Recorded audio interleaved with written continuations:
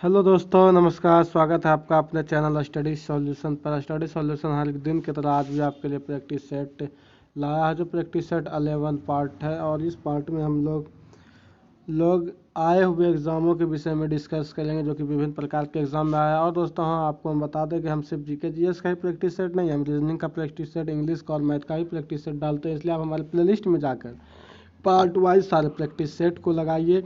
और साथ में हम हर वीडियोज़ में कॉन्सेप्ट भी देते हैं, जो कि पार्ट वाइज होता है किसी भी चैप्टर्स का।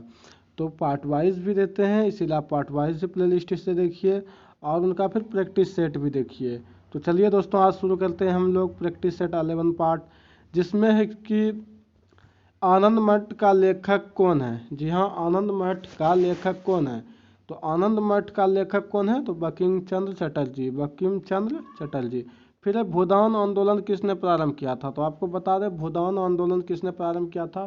तो ये हमारा किसने प्रारंभ किया था, तो ये हमारा किया था प्रारंभ विनोबा भावे ने। भूदान आंदोलन किसने, विनोबा भावे ने। ठीक, ये आधुनिक भारत का हम 15 क्वेश्चन लिए, जो कि आपके एग्जाम से बहुत ही इंपॉर्टेंट है। फिर लाइफ डिवाइन पुस्तक के लेखक कौन है। लाइफ डिवाइन पुस्तक के लेखक कौन है, तो आपको बता दें ये अरविंद घोष हैं। कौन है, अरविंद घोष हैं।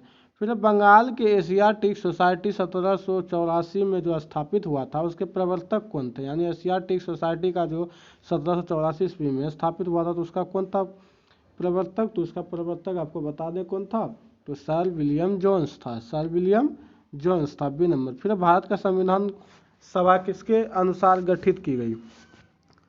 तो भारत का संविधान सभा किसके द्वारा, किसके अनुसार गठित की गई। तो ये हमारा साइमन आयोग के प्रस्ताव से, या कैबिनेट मिशन योजना के तहत। तो ये हमारा हुआ था कैबिनेट मिशन योजना के तहत, बी नंबर। फिर नेक्स्ट क्वेश्चन, प्रथम भारतीय नोबेल पुरस्कार विजेता थे। तो आपको बता दें प्रथम भारतीय हमारे रविंद्रनाथ टैगोर थे, जिन्होंने जन गण मन लिखा है, जो कि बांग्ला भाषा में है, यही दिए थे। हमारा राष्ट्रीय गीत वंदे मातरम कहाँ से संकलित है। यानी हमारा जो राष्ट्रीय गीत है वंदे मातरम, वो कहाँ से संकलित है। डाकघर, आनंद मठ, चित्रा गोदान, कहाँ से। तो आपको बता दूं कहाँ से है, तो ये हमारा है आनंद मठ से। जी हाँ, आनंद मठ से, सी नंबर यहाँ ऑप्शन, डी नंबर यहाँ आनंद मठ से। फिर भारत का राष्ट्रीय पंचांग किस संवत पर आधारित हो। जी हाँ दोस्तों, भारत का जो राष्ट्रीय पंचांग है वह हमारा किस संवत में है, तो वह हमारा शक संवत में है, शक संवत में है। फिर दिल्ली का केंद्रीय सचिवालय के उत्तरी और दक्षिणी खंडों को वास्तुविद कौन था। तो दिल्ली का केंद्रीय सचिवालय का उत्तरी और दक्षिणी खंडों का वास्तुविद कौन था। तो हमारा इनका वास्तुविद था एडवर्ड लुटियंस, या एंटोमिन रोमंड, या रॉबर्ट वॉरलेन। तो ये था हमारा एडवर्ड लुटियंस, एडवर्ड लुटियंस। फिर नेक्स्ट क्वेश्चन की ओर बढ़ते हुए, निम्नलिखित में से कौन सी कृति रविन्द्रनाथ टैगोर की नहीं है। जी हाँ दोस्तों, इनमें से कौन सी जो है वो रविन्द्रनाथ टैगोर की कृति नहीं है। कहाँ क्वेश्चन से लग गया, क्वेश्चन 10 नंबर। रविन्द्रनाथ की कौन सी कृति नहीं है, तो इसमें कौन सी कृति नहीं है रविन्द्रनाथ का, तो वो है कपाल कुंडला, कपाल कुंडला, बी नंबर। फिर भारत में पहला समाचार पत्र किसने शुरू किया था। भारत में पहला समाचार पत्र किसने शुरू किया था, तो दादा भाई नौरोजी ने, दादा भाई नौरोजी ने। फिर 27 दिसंबर 1911 में पहली बार जन गण मन कहाँ पर गाई गई। तो जी हाँ, आपको बता दें पहली बार कोलकाता में गाई गई थी। कहाँ, तो कोलकाता में गाई गई थी।